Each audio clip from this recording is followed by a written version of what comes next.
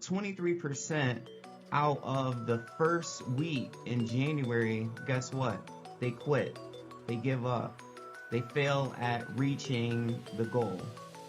And then by the end of January, that number goes from 23% all the way up to 50%. By the end of February, that number has increased 30 points to 80%. So 80% of people, when it comes past February, have already failed at what they're trying to achieve. And then only 9% follow through from January all the way over to December. And so the question isn't why people fail, but I believe that the real question here is, why does motivation fail so consistently in our lives? And so in this episode, I want to give you one key to succeeding in your transformation journey.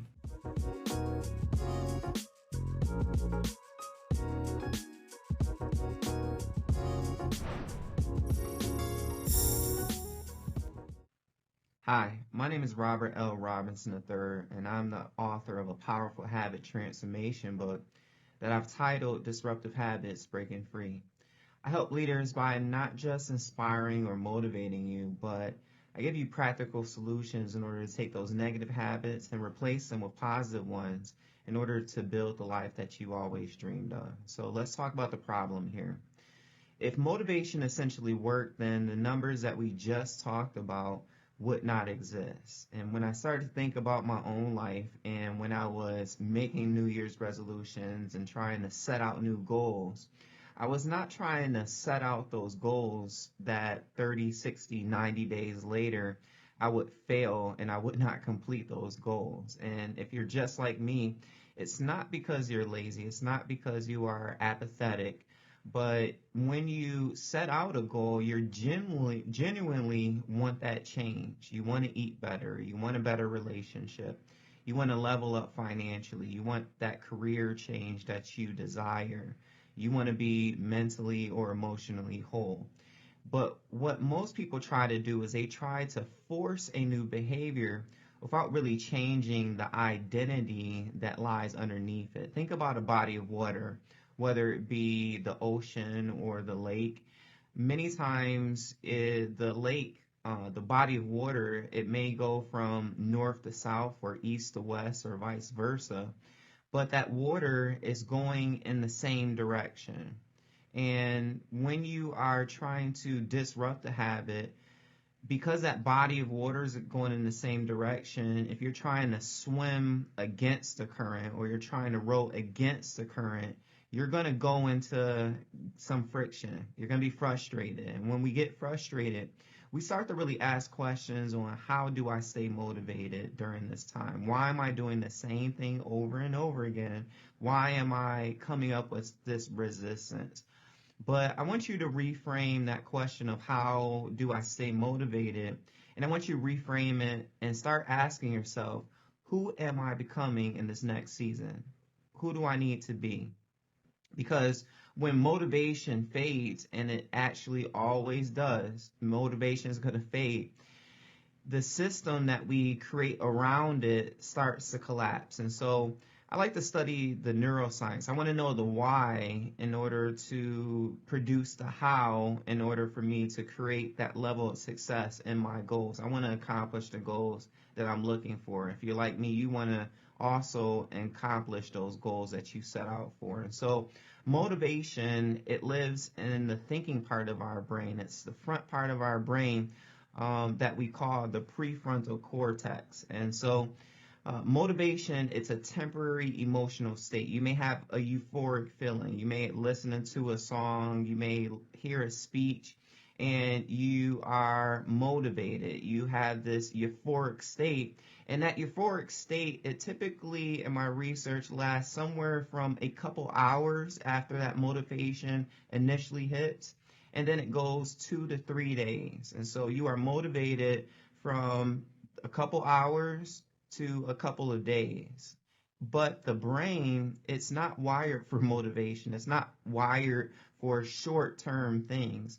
Your brain is wired for efficiency. It wants those long-term things that it doesn't have to think consciously about what it needs to do day in, day out. It wants to save the hard work for the conscious decisions, and then it wants to automate those unconscious thoughts to where it becomes our habits. And so the brain is wired for efficiency. Habits are the system that we create for that efficiency. It doesn't matter if it's a negative or a positive habit, from brushing your teeth to combing your hair.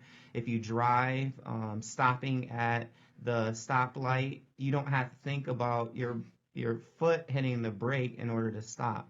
Vice versa, you don't have to think about your foot hitting the gas pedal in order to go forward. And so over time, the things that we typically do, those repeated behaviors, it starts to pass it off to the automation phase. And so after it goes in the prefrontal cortex and it becomes a behavior that we habitually do, it now passes it going to something called the basal ganglia. That's in our brain as well.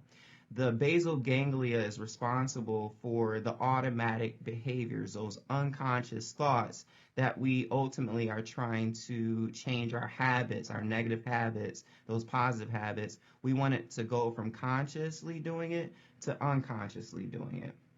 And so if a behavior doesn't match our identity, then the brain, just like that water, you're going against the current, the brain resists automating it when your behavior does not match your identity. And so the resistance that people experience is inconsistency. That's when we become frustrated. That's the science behind our habits. And so let me give you a modern day example. I can think back to when I started writing my book, Disruptive Habits, Breaking Free. It started out as journal entries. And as I was writing out these journal entries, there was some commonalities of what I was writing. I was newly married at the time, and so I wanted to be the best husband I could be. I was early in my career, and I knew I just didn't want to be entry level, but I wanted to be a leader in my industry. I'm very active at the church, and so I always want to work out of excellence in everything that I do. And so what I realized is that that motivation that I had, for whatever it was, it could not be the main driver for change. And in my studies, I started to understand that I needed systems in place. I needed to get habits, better habits in place. I had some negative habits that I was identifying with, and I needed to change them. And so I started writing my book, and as I'm writing the book, this is the first thing I've ever done. I'm not used to writing all the time. I'm not used to journaling all the time. These were new things that I was trying to create. And so I would talk to my mentor, and I had told him, hey, I'm trying to write a book at that time. And he said, you're making a mistake here because you have to change your frame of thinking of I'm trying to write this book, and you need to say things like, I've already written this book. I'm in the process of writing this book right now, because ultimately you want to become a writer. So you have to speak those things into existence. And so that identity pretty much started to shape how my decisions were made. And so I started to write even when I didn't feel like it. It was just like you're going to the gym. You may go to the gym and you may be consistent for 1 week. You may be consistent for 2 weeks, but then life happens. You may get off of work late and you're frustrated. You got stuff to do at home. Your schedule may be too busy and you don't feel like actually going to the gym. I was writing a book and I didn't really feel like writing at the time. And I had to change the way that I was talking to myself. I had to change my identity in order to make sure that I didn't just sustain motivation, but I had science and I had the habits that were backed by it. Because when you're not motivated, it's essentially not who you are. And so I didn't write the book. I didn't build the book of Disruptive Habits, Breaking Free by bursts of different effort, but I built it by aligning my daily actions with my identity, with who I was. And so that's how habits stick inside the real world. And so let me give you a practical habit shift, and then we'll be done for today. Here's a shift that separates the 9% that end up reaching their goals at the end of the year from the rest of the pack. You have to stop asking yourself, how do I stay motivated? Instead, you have to shift that constant thought process to, what kind of person does this? So I'm trying to eat healthier. What kind of person eats healthier? So instead of saying that I'm trying to work out, you have to say, I'm becoming a person who cares for their body. You have to start to think of those things as though they aren't, and you need to speak it to existence. You have to speak those things into existence. You have to affirm yourself and let yourself know that how I feel is not matching my identity. Because when your behavior starts to match your identity, then you're going essentially in the same direction.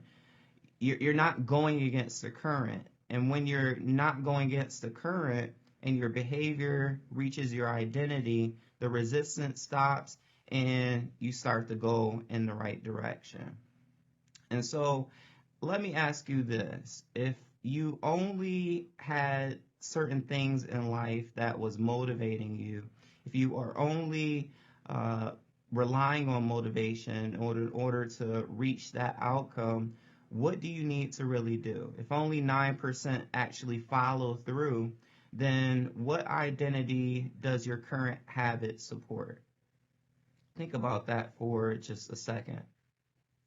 If only 9% of people from January 1st to December 31st, they actually reach their goals and they're able to really accomplish it, you have to ask yourself, what identity do your current habits support? And this is a question of not who you want to be. It's not who you hope to be. It's not who you aspire to be. But what habits currently is stopping me? It's holding me back from reaching the potential of what I'm trying to get to. Your habits are a direct result of the system that you are trying to create. And so think about where you're trying to go. Write it down. Transformation doesn't happen by accident, but it's built time after time. It's built system after system, okay? And so think about why motivation, what motivation do you have, and how can I change it in order to be the person I'm called to be? Write it down, schedule it out, do what you need to do, and ultimately follow the blueprint.